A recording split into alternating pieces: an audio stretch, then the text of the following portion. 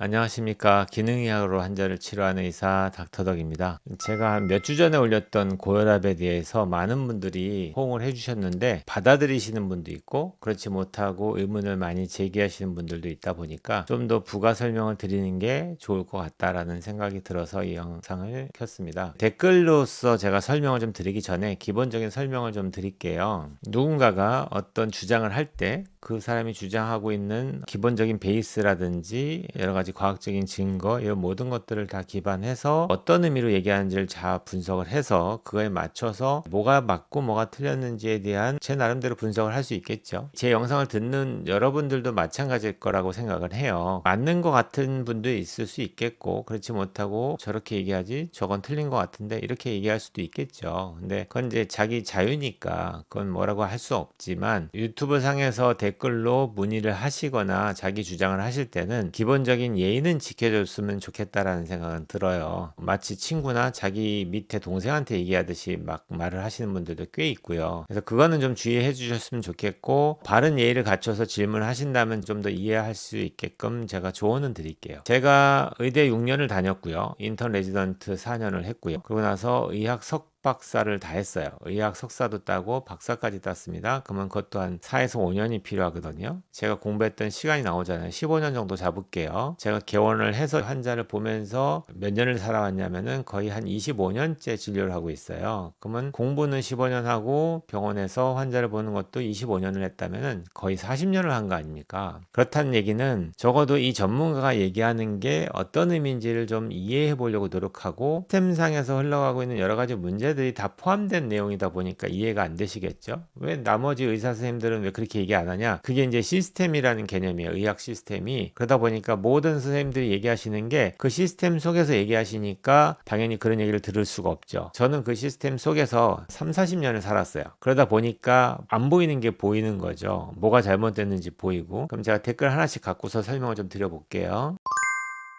많은 분들이 이제 궁금해하는 질문 하시는 거예요. 혈압이 높으면 혈관 손상의 위험이 높아지지 않을까요? 이것도 어떻게 보면 당연한 질문인 것 같아 보여요. 근데 우리가 너무나 쉽게 이 명제를 받아들이죠. 그럼 제가 비유를 하나만 들게요. 동물 중에서 기린 같은 경우에는 정상 혈압이 260에 160입니다. 수축기는 260까지 올라가고요. 이완기는 160까지 올라가요. 그러면 그건 동물이니까 그렇지 이렇게 얘기하겠죠. 혈압이 260에 160이라고 해서 걔가 태어나서 죽을 때까지 그 혈압을 갖고 살아도 신장이 망가지거나 다른 문제가 생기지 않거든요. 결국에는 우리가 메카니컬하게 혈압이 올라가는 것 하나 때문에 어떤 조직의 손상을 일으킨다라는 게 과연 맞는지 너무나 쉽게 명제처럼 받아들이시는데 한번 고민해 보실 필요가 있지 않을까요? 저는 그렇게 생각이 들거든요. 40년 공부해 보니까 과연 우리가 생각하는 혈압이 140, 160 이 정도 올라가는 혈압 가지고서 막 손 떨면서 혈관에 손상을 입으니까 얘를 더 낮춰야 돼라고 생각하는 게 과연 맞는 명제이냐? 저는 그렇지 않다고 생각합니다. 두 번째, 혈압이 높으면 나이 든 혈관이 위험해지니 뇌졸중이 되느니 차라리 혈압 부작용을 선택하는 게 아닌가 싶습니다. 이분도 되게 날카로운 질문 하신 건데요. 만약에 여러분이 입장이 바뀌어서 의사예요. 그리고 제가 환자로 왔는데 제가 혈압이 좀 높아요. 근데 그런 분들한테 혈압약을 드셔야 됩니다 이렇게 얘기했는데 제가 나가서 제 맘대로 혈압약 안 먹고 막 살다가 만약에 뇌졸중이 왔다고 칠게요. 그러면은 이분은 어디다 클레임 할 수가 없죠. 병원에서 혈압약 먹으라고 그랬는데 안 먹었으니까. 근데 만약에 반대로 혈압 환자가 왔는데 당신 혈압이 이 정도면 괜찮으니까 먹을 필요가 없습니다 이렇게 얘기했는데 나중에 이분이 그냥 살다가 만약에 뇌졸중이 왔어요. 그러면 이분은 뭐라고 클레임 걸 수 있겠죠. 나한테 약 먹으라고 얘기 안 해서 내가 지금 이렇게 됐다. 어떻게 할래? 이렇게 얘기할 수 있지 않을까요? 그렇다는 얘기는 얼마 전에도 한번 제가 깜짝 놀란 사건을 보고서 여러분들이 진짜 분노해야 될 것은 의사가 아니고 그런 사람들입니다. 뭐냐면은 변호사인데 폐 수술을 하는데 웨지 수술로 사인을 했는데 수술장에 들어갔더니 웨지 수술 가지고 안 돼가지고 폐 옆을 다 절제한 거예요. 허락을 안 받고 절제를 했겠죠. 근데 나왔더니 다 좋아졌고 완치가 됐고 생활하는데 전혀 지장이 없어요. 운동선수가 아니니까. 그런데도 불구하고 나한테 사인했던 거 말고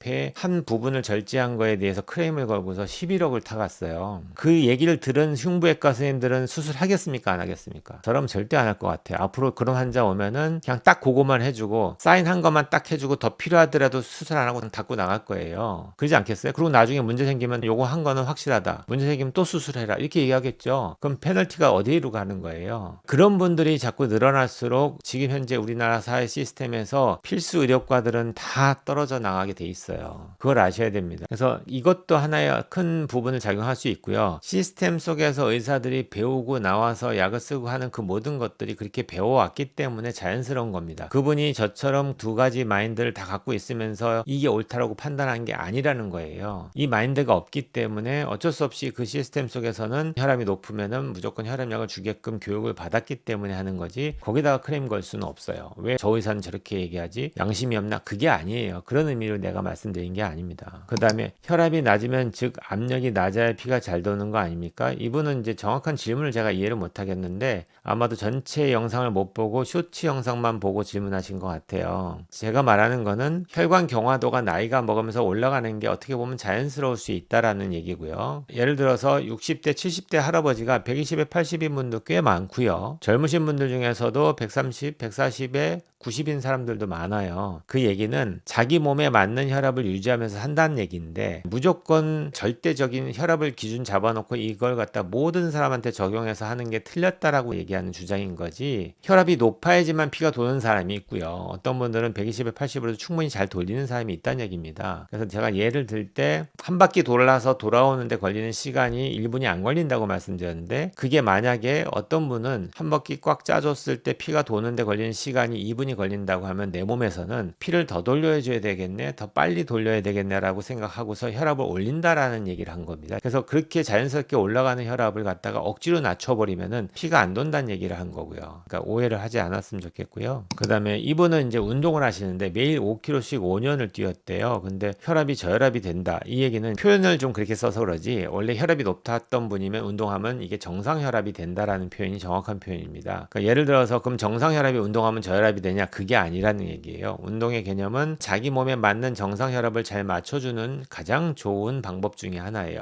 그러니까 저는 저혈압 환자가 와도 운동을 시키고요, 고혈압 환자가 와도 운동을 시킵니다. 그러니까 자기 몸에 맞는 혈압이 된다, 이게 정답이겠죠. 그 다음에 이제 50대 후반인데 평소에 90에 60인데 늘 기운이 없대요. 혈압이 낮아서 기운이 없는 건지, 이분이 원래 자기 몸이라면은 혈압약을 안 먹고도 90에 60이면 저혈압은 맞는데 그건 자율신경에 문제가 있는 것 같아요. 그러니까 이걸로도 충분히 돈다면은 문제가 없는데 과연 이분이 기운이 없는 게 혈압의 문제인지 아니면 호르몬의 문제인지 다른 영양소의 문제인지 또는 자율신경의 문제인지 찾아봐야 되겠죠. 이걸 모르는데 어떻게 다 무시를 하고 혈압만 갖고 얘기할 수 있겠어요? 그렇지 않습니다. 어떤 분들은 90에 60으로도 잘 살아요. 아무 문제 없이 건강하게 사는 분들도 있어요. 그 다음에 이분은 63세신데 어르신인데 수축기가 125에 145예요. 아주 정상적이죠. 20 정도의 플럭추에이션은 충분히 가능한 겁니다. 이완기도 82에서 92로 왔다 갔다 하시고요. 근데 이걸 걱정하셨대요. 걱정할 필요가 전혀 없는 겁니다. 우리는 하루 중에서도 움직일 때 정상적인 혈압에서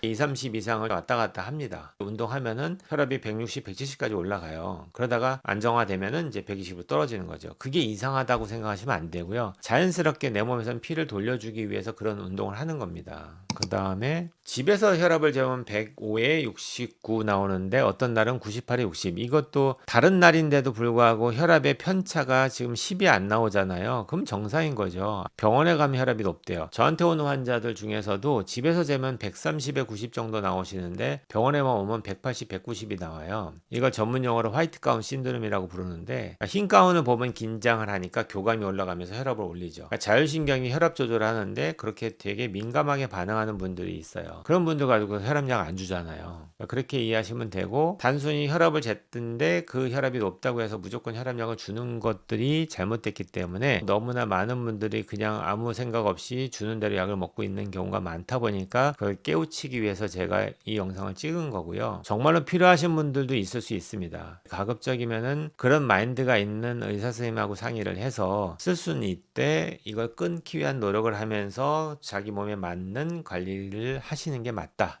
저는 이제 그렇게 정리를 내리겠습니다.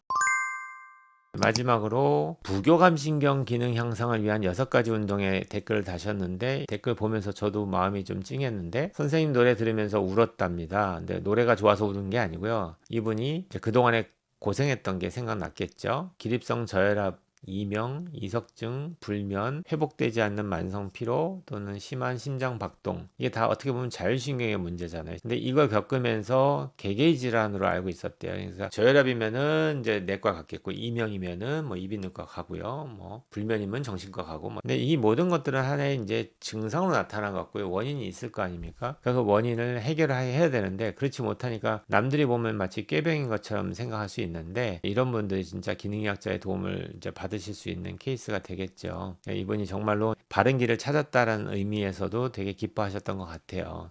그러니까 여러분들도 기능의학을 처음 듣는 분이라면은 제 말에 대해서 이해가 안 된다고 해서 너무 이렇게 낙심하지 마시고 제가 올렸던 예전 영상하고 한 번씩 좀 보시면서 이 의사가 도대체 무슨 말 하는지 한번 들어보시고 어떤 의미인지는 좀 공부를 좀 하면서 이해했으면 좋겠다라는 생각 마지막으로 좀 드리고요. 오늘 여기까지 공부하겠습니다. 온 국민이 건강해지는 그날까지 닥터덕은 여러분과 함께합니다.